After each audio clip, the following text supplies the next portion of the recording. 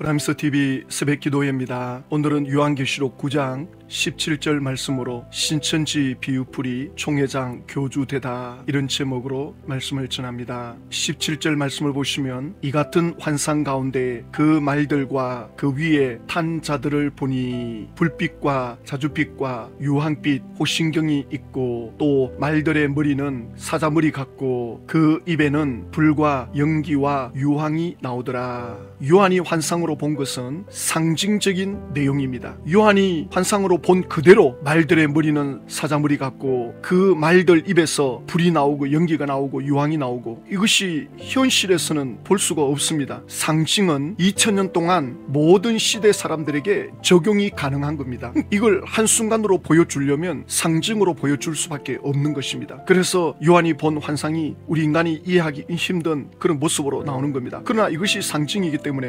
상징으로 풀면 그렇게 어렵지가 않습니다. 자, 그런데 이 시몬 지파장은 어떻게 설명하는지 한번 보십시오. 그 입에서는 불과 연기와 유황이 나오는데 혹시 이런 말들 보신 적 있으십니까? 비유로 기록되었다는 것을 믿습니다. 말들과 탄자들은 범죄한 네 천사에게 소속된 이만만의 악한 영들과 이들에게 소속된 육체들입니다. 이들이 입고 있는 불빛과 자줏빛과 유황빛 흉갑은 붉은 용, 사단 마귀와 주고 각색 거짓 교리가 이들의 흉갑이 되겠습니다. 말들의 머리가 사자 같다고 하죠. 이것은 악령이 들어서 역사하는 거짓 목자들인데 성도를 삼키는 멸망자입니다. 이들의 입에서 나오는 불과 연기와 유황은 그 영을 죽이는 거짓 교리입니다. 혹시 이런 말들 보신 적 있으십니까? 비유로 기록되었다는 것입니다. 신천지 계시록은 비유로 기록되었다라고 가르치고 있지만 그렇지가 않습니다. 신천지 계시록은 신천지 총회장에게 끼워 맞추는 자기 중심적인 자의적인 해석, 알레고리 해석입니다. 자기한테 끼워 맞추는 해석입니다. 신천지는 이 비유라고 하는 이 문학적 기법을 무시합니다. 신천지만의 비유로 설명을 합니다. 그러면 결론이 어떻게 나느냐? 신천지 쪽에다가 결론이 나는 겁니다. 신천지 총회장을 따라오라. 성경은 예수님께 초점을 맞추고 있는데 이 비유풀이라고 하는 이 명분으로 완전히 바꿔놓습니다. 그러니까 신천지에서 말하는 비유, 풀이는 문학적 기법에서 말하는 것과 전혀 달라요. 비유라고 하는 것은 어떤 현상이나 사물을 직접 설명하지 않고 다른 비슷한 현상이나 사물에 빗대어 표현하는 방법이다. 그래서 그 비유라는 그 수사적 기법에는 직유법, 언유법, 어인법이 있죠. 뭐뭐 같이, 뭐뭐처럼. 그러면 쉽게 이해가 되는 거죠. 언유법은 내 마음은 호수다. 어인법은 저 폭포수가 마치 사람 소리처럼 우렁차게 들려진다. 요한계시록 1장 14절에 보면 그의 머리와 털의 희기가 흰 양털 같고 눈 같으며 그의 눈은 불꽃 같고, 이것이 바로 그 비유법에서 직유법이 되는 거죠. 예수님의 머리가 그냥 너무나도 희다 이렇게 말씀하면 될 텐데 예수님의 그 머리털이 얼마나 희고 밝은지 사도 요한은 그걸 흰 양털 같고 또 겨울에 내리는 흰 눈 같으며, 그러면 이게 더 생생하게 들려지잖아요. 이게 바로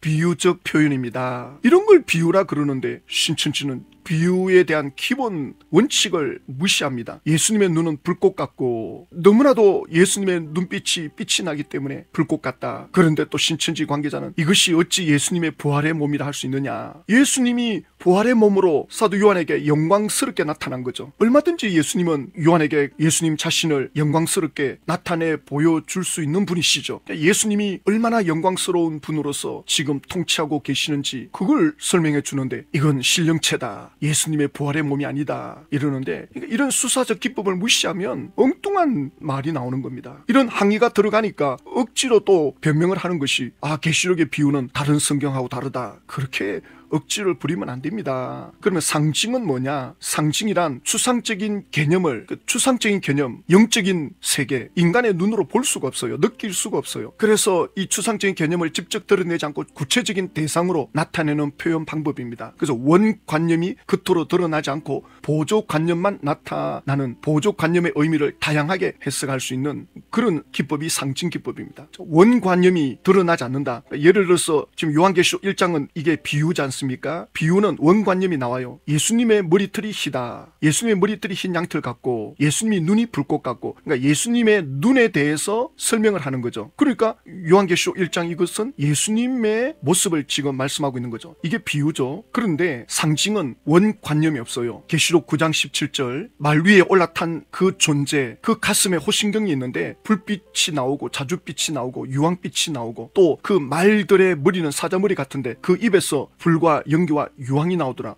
아니 그러면 뭘 설명하는 거지? 원관념이 없어요. 왜냐하면 어느 시대에나 적용이 돼야 되기 때문에. 그러니까 요한계시록을 가지고 어느 시대 누구다 이렇게 못 박으면 일단 계시록을 벗어나는 겁니다. 계시록 1장, 2장, 3장, 4장까지는 괜찮아요. 그거는 정확하게 그 시대 사람들에게 말씀해 주는 표현을 하고 있기 때문에 괜찮은데 6장으로 넘어오면 이제는 2000년 역사를 다 포함하고 있기 때문에 어떤 사건을 가지고 어느 시대 누구다 이렇게 끼워 맞추면 일단 계시록을 벗어난다. 그래가지고 한때 이 계시록을 가지고 이 사건이 3차 대전이다, 이 사건이 어느 나라 대통령이다, 여기서 나오는 인물은 누구다, 뭐 가톨릭의 교황이다, 이런 식으로 성경을 끼워 맞추는 거 굉장히 위험합니다. 그러니 나중에 이제 교주에다가 끼워 맞추는 거죠, 계시록을. 그러면 안 돼요. 지금 이게 상징이기 때문에 상징은 원관념이 여러 개가 될 수 있습니다. 자, 시몬 지파장이 또 이렇게 말합니다. 말들과 탄자들은 2만만의 범죄한 내 천사에게 소속된 2만만의 악한 영들과 이들에게 소속된 육체들이다. 말들과 탄자들, 그러니까 2억이한테는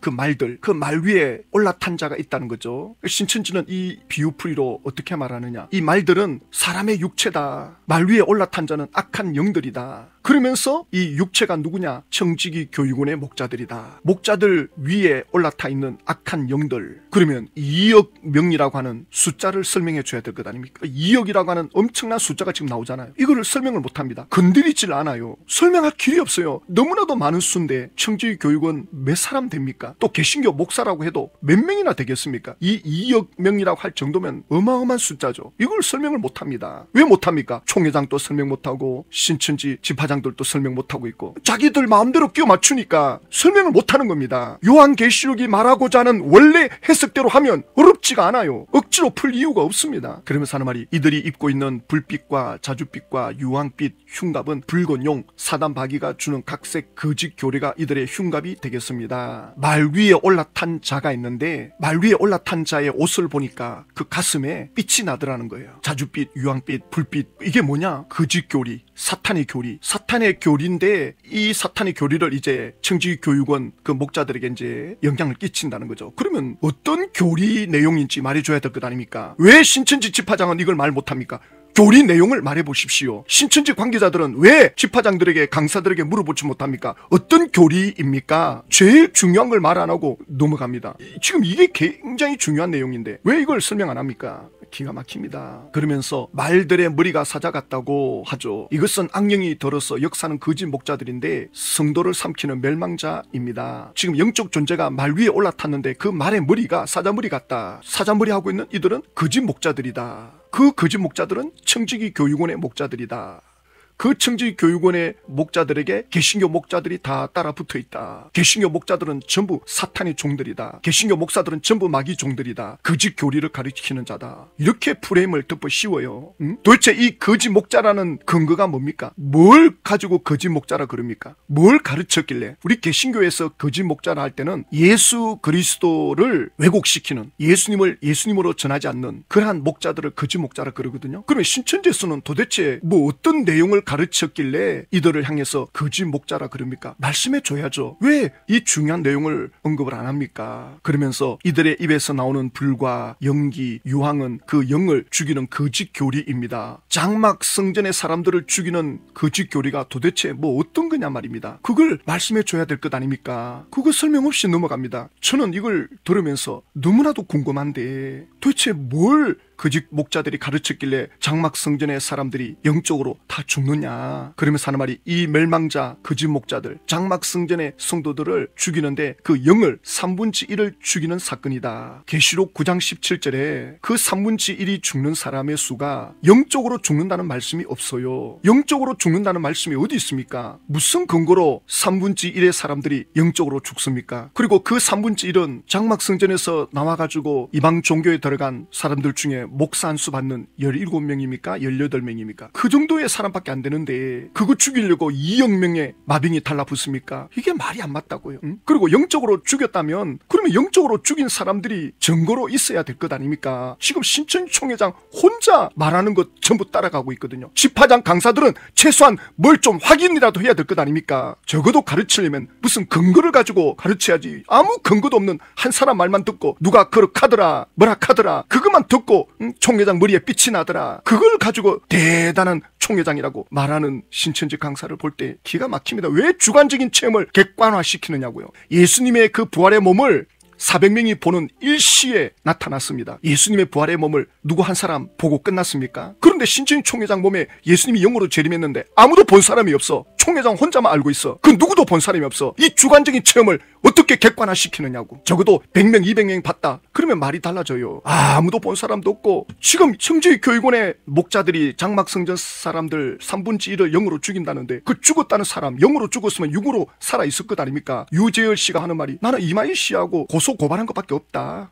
그게 전부예요. 뭘 죽였단 말입니까? 도대체 죽은 자들의 말을 한번 들려줘야 될 것 아닙니까? 거기에 대한 자료를 말해줘야 될 것 아닙니까? 전혀 없습니다. 어찌 이런 걸 믿고 내 인생을 건단 말입니까? 어떻게 이런 걸 믿고 내 영혼을 건단 말입니까? 수천억을 투자합니까? 수천억이 뭡니까? 몇 조를 투자합니까? 내 인생 전체를 거는 건데 말도 안 되는 이런 억지 주장이 어디 있습니까? 요한계시록 9장 4절에 보면 영적으로 죽는 것과 육적으로 죽는 것을 구분시켜 놓고 있어요. 그들에게 이르시되 땅의 풀이나 푸른 것이나 각종 수목은 해하지 말고 오직 이마에 하나님의 인침을 받지 아니한 사람들만 해하라 하시더라. 그러나 그들을 죽이지는 못하게 하시고 5달 동안 괴롭게만 하게 하시는데 그 괴롭게 함은 정갈이 사람을 쏠 때의 괴롭게 함과 같더라. 그날에는 사람들이 죽기를 구하여도 죽지 못하고 죽고 싶으나 죽음이 그들을 피하리로다. 황충의 떼들이 사람들을 괴롭히는데 죽이지는 못하게 한다. 그들은 육신적으로는 죽고 싶으나 죽을 수가 없다. 정신적인 고통을 주는 어둠의 영들의 역사를 지금 설명하고 있잖아요. 이렇게 영적으로 죽이는 건지 육체적으로 죽이는지 설명을 해놓고 있단 말입니다. 이게 바로 첫째 화거든요. 계시록 9장 12절에 첫째 화는 지나갔으나 보라 아직 이 후에 화 둘이 이르리로다. 첫째 화는 정신적인 괴로움, 영적인 고통, 영적인 죽음, 이게 첫째 화입니다.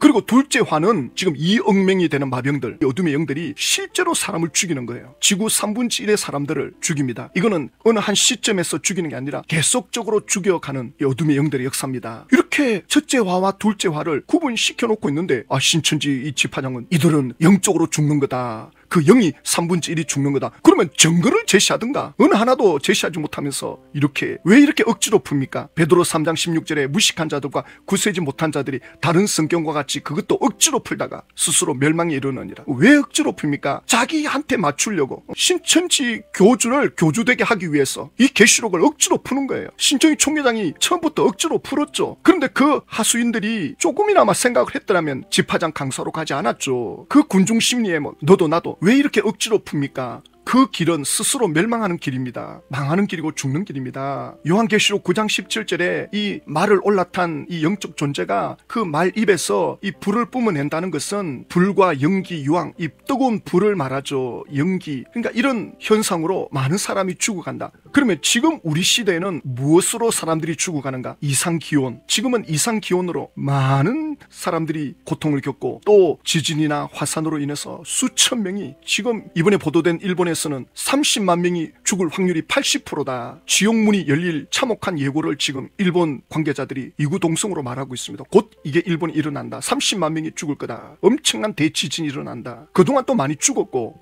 또 지금 곳곳에서 전쟁이 끊이지 않잖아요. 얼마나 많은 사람들이 죽습니까? 전부 불로 죽는 거잖아요. 불로, 연기로. 이게 2000년 동안 계속 되어져 왔습니다. 어마어마한 사람들이 죽습니다. 그럼 이건 뭘 말하느냐? 이 세상은 영원하지가 않다. 깨어나라. 이 세상은 영원한 곳이 못 된다. 이 세상은 계속 무너져 내린다. 인간의 생명은 한 치 앞도 내다볼 수가 없다. 언제 죽을지 모르는 인생이다. 천국을 예배하라. 천국을 준비하라. 하나님의 나라를 준비하라. 그걸 지금 경고의 나팔로 불고 있는 것 아닙니까? 그런데 이걸 신천지 총회장은 장막 성전에다가 끼워 맞추고 신천지에다가 끼워 맞추고 비유풀이 한다는 명분으로 결국 그것이 총회장을 교주 만드는 것 아닙니까? 보십시오. 예수 믿어도 구원이 없다. 그 예수는 초림 때 예수다. 대한민국의 자칭 교주라고 하는 이 재림주들 전부 예수님을 초림의 사건으로 끝난 걸로 박태선, 문선명, JMX, 구인의 조희성 전부 그렇게 끼워 맞추잖아요. 비유풀이 해가면서. 이게 바로 악한 영들의 역사 아닙니까? 이것이 2000년 전에 사도 바울 때도 있었습니다. 고린도후서 11장 3절에 뱀이 그 관계로 하와를 미혹한 것 같이 이 마귀 역사가 예수 그리스도에게서 사람들이 마음이 떠나도록 이렇게 하고 있었다는 겁니다. 2000년 전에. 지금도 마찬가지입니다. 고린도후서 4장 4절에 그 중에 이 세상의 신이 이 믿지 아니하는 사람들의 마음을 혼미하게 하여 예수님을 알아보지 못하도록 철학, 과학, 진화론 이런 학문으로 사람들의 마음을 전부 어둡게 만듭니다. 계시록 18장, 19장, 20장 이루어지면 이 땅에서 육체 형성한다. 에덴 동산의 마귀가 아담 하와에게 이 선악과 먹으면 죽지 않는다. 그 말을 지금 신천지에서 똑같이 하고 있는데 곧 이루어진다 곧 이루어진다면서 그 지도자들은 전부 자기 욕망대로 다 살고 있고 이 땅에서 영원히 살 것처럼 돈을 수십억씩 수백억씩 챙기고 이런 엉터리가 어디 있습니까? 보시라고요. 얼마 가서 총회장이 덜어눕는다고요. 그때는 제발 더 이상 따라가면 안 됩니다. 따라가면 마귀가 던져지는 저 불과 유황못에 짐승들 거짓 선지자들 던져집니다. 예수님께서 종말의 시대를 말씀하면서 제일 먼저 주의해야 될 것이 사람의 미혹을 받지 않도록 주의해라. 사람에게 속지 마라. 마지막이 되면 정치, 경제, 문화, 종교, 사기꾼들이 너무 많습니다. 마지막 때는 정말 어려운 시대입니다. 속고 속이는 시대입니다. 정신 안 차리면 한 방에 다 날아갑니다. 그래서 성도들이 깨어있도록 기도하고 또 우리 자신들도 깨어있기를 기도해야 됩니다. 하나님 아버지, 신천지 계시록은 비유풀이로 결국 총회장을 교주 만드는 예수님을 밀어내는 사단의 역사입니다. 이 미혹의 영을 막아주시옵소서. 기도의 용사들이 일어나고 깨어 구하는 기도의 사명자들이 일어나고 말씀의 사명자들이 일어나서 이 신천지 계시록을 막을 수 있게 하여 주시옵소서. 예수님의 이름으로